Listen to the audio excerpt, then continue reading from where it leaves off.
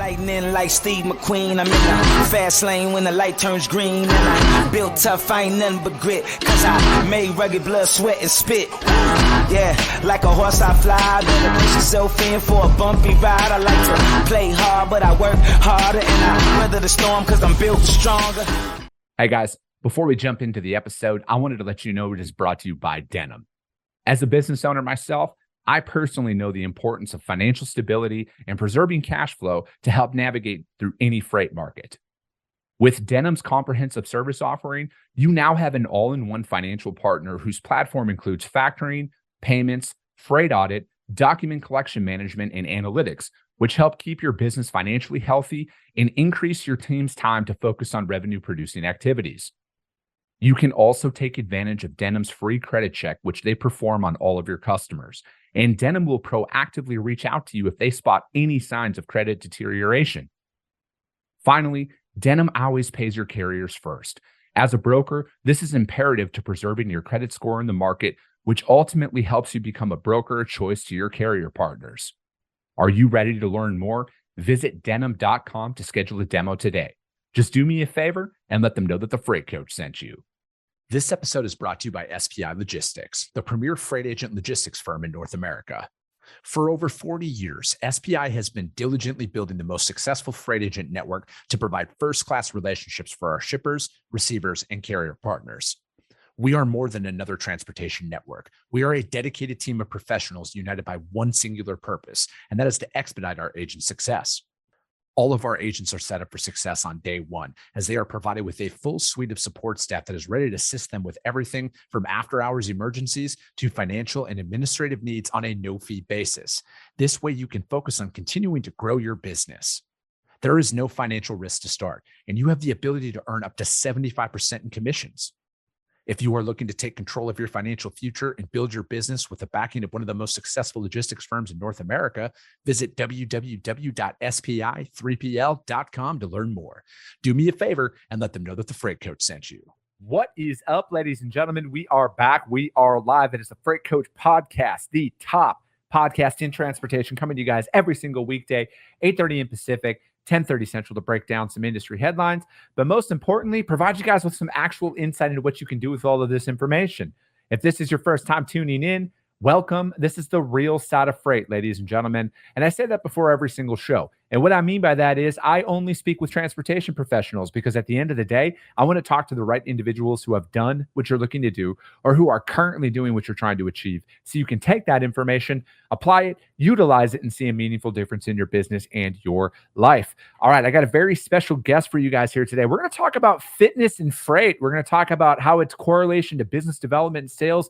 It's something that I hold very near and dear to my heart on this and kind of getting my life back in line here at the age of 38 years old, and still got a long way to go with it. But with that being said, I got my man Nick with Stride Motivation back on the show. Nick, thank you so much for joining me.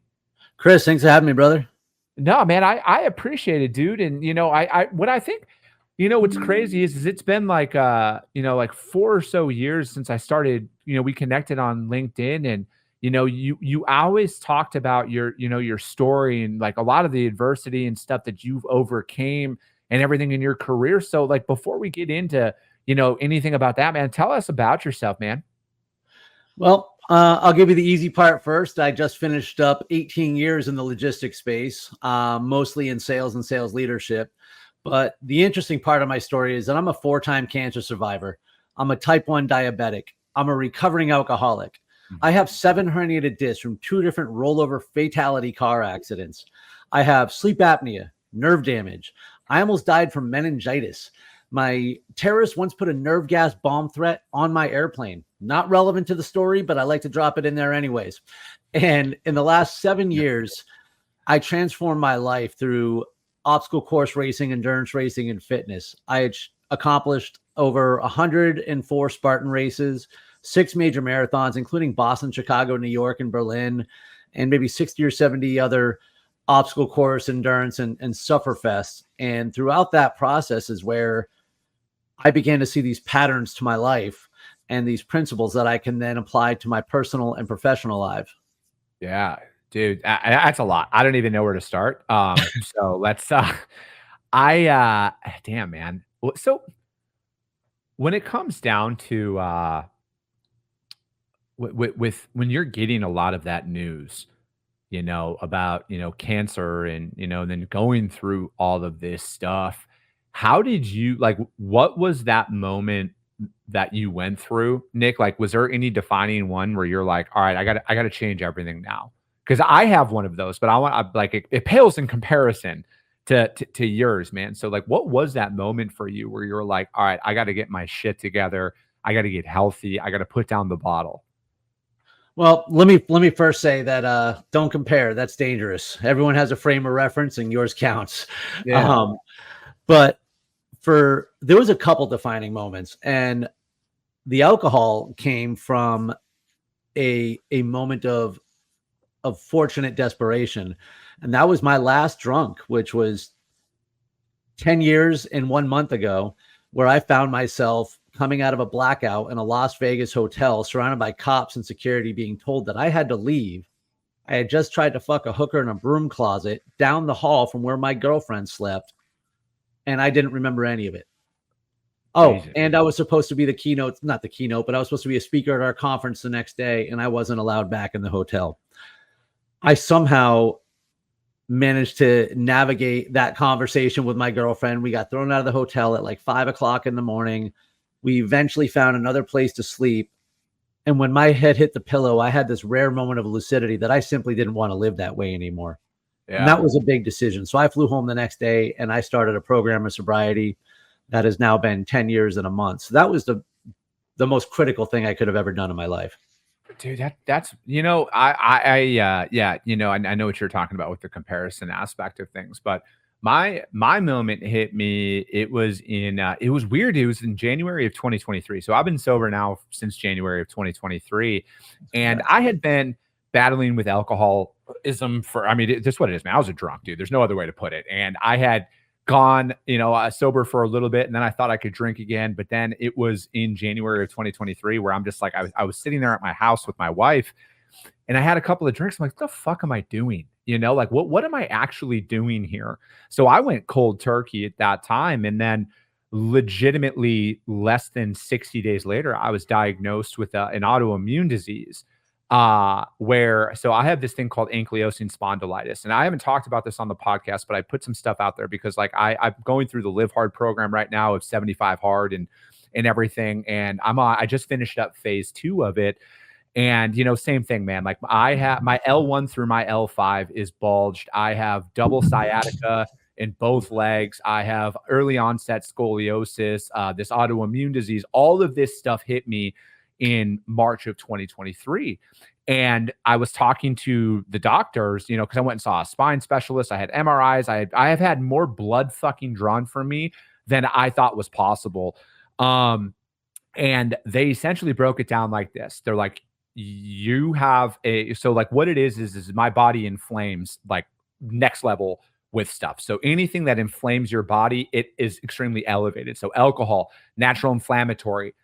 So they're like, eliminate that. They're like, you got to lose weight and you got to maintain a low body fat percentage for the rest of your life. That is the most like natural way that you can fight it, on top of the medication that you're essentially going to have to take for the rest of your life now to make sure your spine doesn't fuse. Because that's what it is for me, is my spine will actually start to fuse throughout the rest of my life if I don't stay active and everything. So at first, I had heard, I'm like, all right, well, now I understand why I went sober 60 days prior. Like, I'm a man of faith, right? Like, I believe in God. I'm unapologetic about it. And that was one of those defining moments in my life where God told me like, hey, you're done with this. And now I saw the reason why. And now I'm like, I'm so dedicated to doing these things because I want to show others who have what I have, like, hey, you guys, this is fucking possible. Right. Because like I was in the 2 bottle of whiskey at home a week club on top of going out for drinks at the bars and everything else. Like it wasn't just it was just a massive part of my life. And then having all this health shit happen. But then again, dude, I'm 38 years old. I don't know how old you are, Nick, but like most people at this point in life are not getting in shape. They're like, fuck it, I'm done. I'm almost 40. I'm going to keep boozing. I'm going to keep doing what I'm doing. And the old me would have, man. Like the old me would have been down that route. And I fully credit, I fully credit finding the Real AF podcast, finding Andy Frisella, finding Ed Milet's content on what put me on the right trajectory 4 years prior to any of that stuff happening. So like all of these things are moments. And, for you had a couple of really defining moments in your life that you changed everything. And you could have went the opposite, man. So I got to give you a lot of props here, Nick. And I don't know if anybody's ever told you that, man, but I'm proud of you for making those choices because a lot of people would have taken the opposite. Thank you. Thank you. There were a lot of defining moments, and I'll tell you what, putting the booze down was just part of it. That was stopping the hurt. That was stopping the bleeding, because at some point I actually had to make a decision to live my life. And at some point I had to make a decision to live my life beyond the excuses or the bubble that I had created for myself. And that became another defining moment when I was writing my first book, Through the Fire, where I realized here I was in 2019 writing this book, listing everything that I had been through, including all these things, writing a book about all that I had achieved and how I came through the other side. And I realized I wasn't playing the victim anymore, but I wanted it to stop. I still wanted the bad to stop. And as I'm reading the book and I'm looking at the patterns of everything that I had been through and who I was now, this is the most important part, who I was now, and realized that none of who I was now would be true if not for all those things. I don't like to play the butterfly game, but the fact is, I'm who I am today because I'm a diabetic. I'm who I am today because I was an alcoholic. I can help people today because of the things that I went through. And so when I was writing the book, my purpose in life literally smacked me in the face. And I realized that my purpose is to overcome every obstacle and inspire others that they can too. And whether it be a physical obstacle. I mean, I got hurt in a race last year. I'm like, well, now I get to learn how to overcome a hamstring injury. Lost a job, and I'm like, well, now I get to learn how to overcome a job loss. And all these things apply because, kind of like we were talking about right before the show, resilience is all about the ability to problem solve and come out the other side. Yeah, dude, it really is, right? And I think that the more and more you go through shit in life, it doesn't get easier, but like you kind of get more, I don't want to call it even immune to it, but you just know how to react in certain situations, right? Like when you've been through some shit, and everybody's got a story, right? Like everybody's got their own past and everything else. But I think like it prepares you for a lot more than you think, and Ed Milet talks about this a lot on his podcast, is things happen for you, not to you. If you, and I truly feel like if you take it that way, because you could easily go through all of these scenarios and see only the negative in it. And it takes a lot, right? And I know, Nick, you don't have to tell me this, you even have to admit to it. I know that that's a daily battle for you, even still to this day, because it's a daily battle for me. To this day, it's a daily battle to go through a lot of this shit and not just say, fuck it.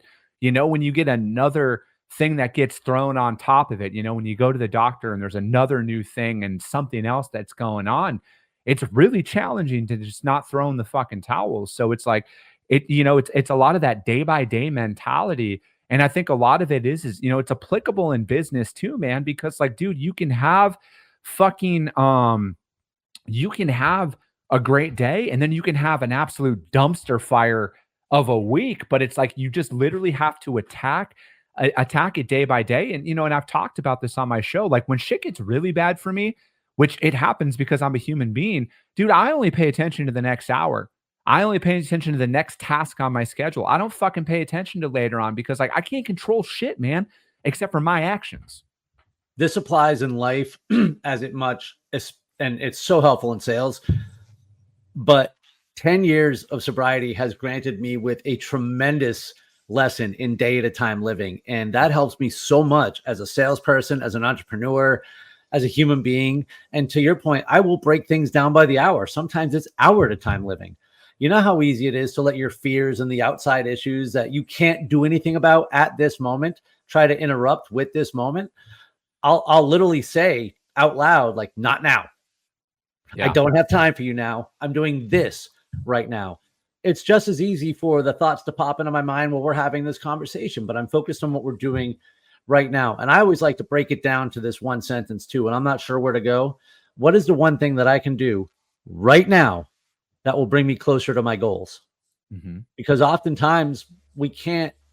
I'm trying to climb a mountain in 31 days. I've been training for this race for 3 damn years. Nice. What can I do about it right now to get me closer to my goals? Yeah. Have a sip of water. Yeah. No, dude. It is. Because sometimes we got to break it down to the simple. You know, what is the simplest action I can take towards my goal? Because at the end of the day, and this is what the book is about, it's about maintaining that mental endurance. You know, when we're hard charging, picking every fight, trying to win every call, trying to get every deal done and fix every problem. At the end of that day, you probably did not succeed and you're exhausted. It causes burnout. It makes you worse at the end of the day. So now you're not having fun. You're not enjoying time with your spouse. You're not working out or adding those things that feed your soul. How are you going to be going back to work the next day? That's why so many of us in this business, I think, develop crutches too. You know, we're fighting this constant burnout. We lose sight of maybe why we're doing it, and we get stuck in that whirlwind. It only creates anxiety when you're just so focused on winning and losing every single battle, as if it's going to make or break the rest of your life, when in fact, most of them don't matter. Hey guys, before we go any further in this episode, I wanted to let you know it is brought to you by TIE Software, the battle station for freight brokers. Your TMS should be viewed as a tool to help you execute at a high level in any freight market. With TIE, brokers gain access to a comprehensive platform that has rate intelligence and quoting history converged down to a single screen. TIE also equips your team with all the data they need to confidently negotiate pricing while also allowing them to communicate directly with both carriers and customers from a single command center. With most of your tasks automated through multiple integrations, your team can focus on making strategic decisions and not manual ones. Are you looking to revolutionize your brokerage by giving them a competitive advantage through automation? Visit www.tiesoftware.com/battlestation to learn more. Just do me a favor and let them know that the Freight Coach sent you. Yeah. Sonny, for me, it doesn't bother me at all. I just, you know, like if people want to go out there and have a drink, you know, it's, you know, but if people start getting rowdy, man, I just remove myself from the environment. It's a lot easier to do it that way. I'm very similar. There's booze in my house. I don't know where it is, not because it's hidden, but because I don't see it. Yeah. I buy drinks at happy hour for people. But I like to say this, an annoying drunk is an annoying drunk, whether I'm drunk or sober. So there does come that witching hour where and it usually comes along the time where a friend of mine comes over, drapes his arm around me. Is this weird for you, bro? And that's usually where it's time for me to leave. But that's where it's time. It's like, yeah, it is now. Thank you. I'm out. Yeah, well, it wasn't, but you made it that way. Dude, I honestly I'm not Irish, but I perfected the Irish goodbye. I normally just leave most situations and I'll text 100%. people, you know, because it's like at this point in my life, dude, I really only hang out with people that I consider friends, right? Like I'm not just looking out there for external validation. So most of my true friends know me. And if we're in a big setting and I just disappear, I'll just text them and be like, hey man, I'm out. Thanks for everything. We'll talk to you later. And you know, you can say what you want about it, but I've just perfected the Irish goodbye from that aspect.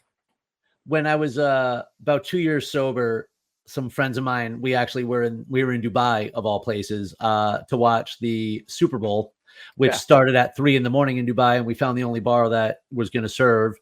And it was a smoky bar where everybody was drinking. We got there at 1 a.m. and everybody was already loaded. It was a terrible scene for me. I didn't care about the team. I couldn't handle the atmosphere. I was on edge. And so I just left. I completely ghosted. I got back to the hotel and I was like, hey guys, I'm going to hit the head. And then I just left. And then I texted one of the guys when I got back to the hotel, so they knew I was alive. But I was like, no, just leave. Just bounce.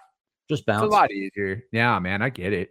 So, dude, how are you applying some of, you know, because you're going out there and writing a book and, you know, what are you doing now with your work and everything? What's Stride Motivation?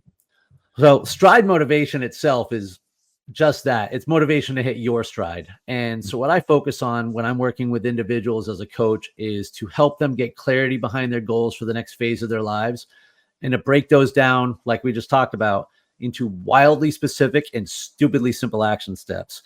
Now, the book Selling Inspired that just came out is a mental endurance guide for enduring sales performance, meaning how do we find the intrinsic motivations and keep renewing that spark so that we can endure the highs and lows of a sales career. And in that book, where I'm now able to help work with salespeople, it's about developing a resilient mindset and working on being the best version of yourself so that you can, in fact, be the best version of your professional self.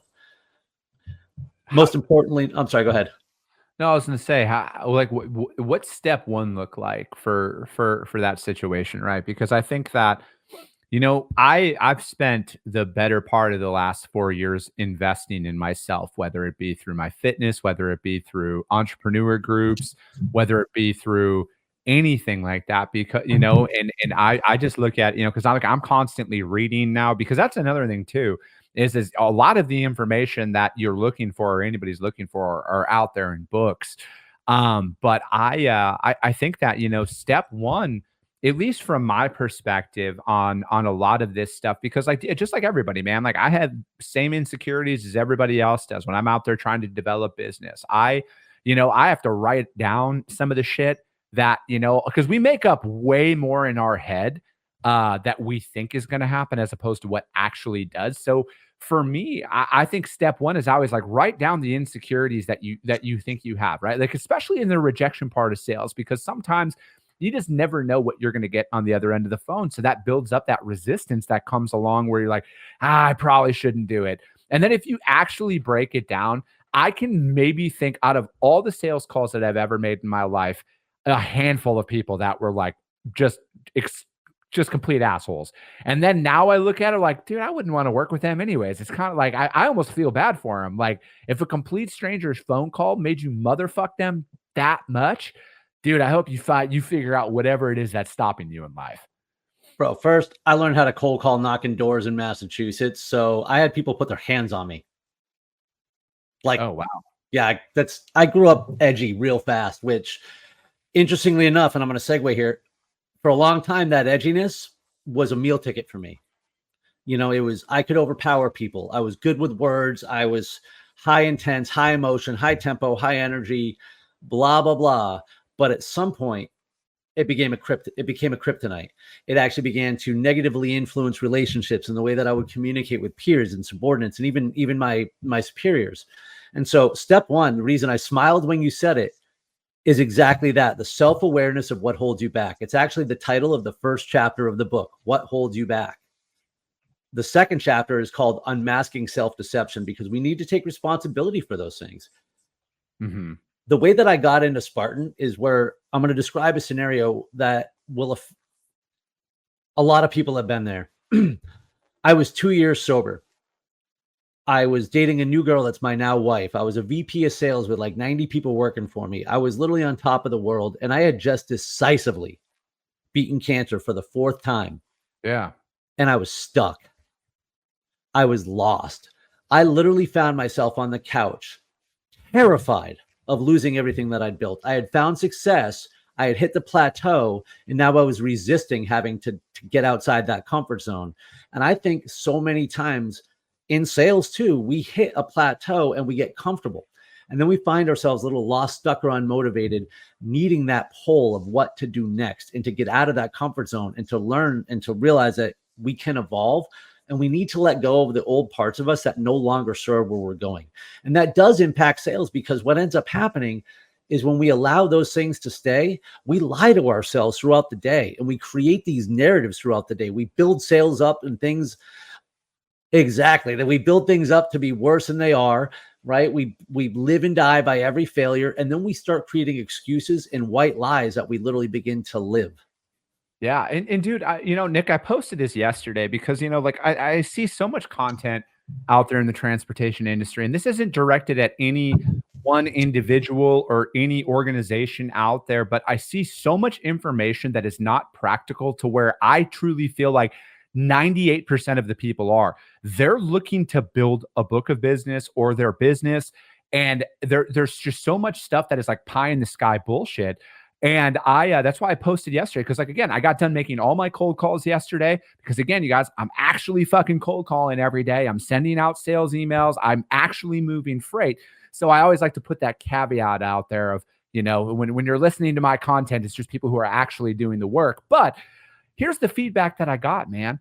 One person that I talked to, they were like, hey, I just want to let you know, thank you for being prepared. Thank you for knowing our business. And because they're like, you have no idea how many calls we get. And everybody out there is just, they have no idea what we do. And it's just, it comes off so bad. They're like, she had said, she's like, I wasn't planning on giving you any time until you asked, the way that you presented yourself, I could tell you were prepared. Thank you. Another call that I had on, and I was talking to her as well. She said something similar. She's like, thank you for not being pushy and like actually understanding like where we're coming from when we say certain things.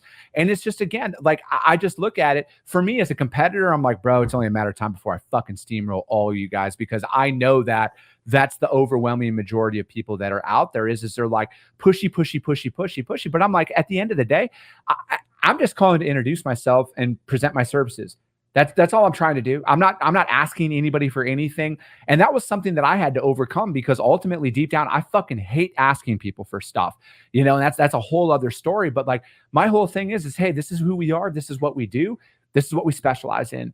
And when I started framing stuff up like that, again, this doesn't lead to, a bunch of results, but like, this is what helps me the most in business development is I research all of our prospects. I have a couple of qualifying questions that I'm going to ask them. No, I do not ask to be added to their distribution list. No, I do not ask to quote their freight. No, I do not ask to be added to their RFP at all. I am just calling because I know exactly what they do and how they do it. One of the things I talk about in the book is called the marathon mindset. And I think that's where a lot of people, especially younger ones in this business, guys are in it for the long haul. For you to get pushy about trying to get a quote for somebody, you don't know the next 30 years of relationships that you might be burning. Mm-hmm. You're in it for the long game. This is something I didn't know early enough, and it was something that hurt me in my motivations by thinking that I was playing small ball.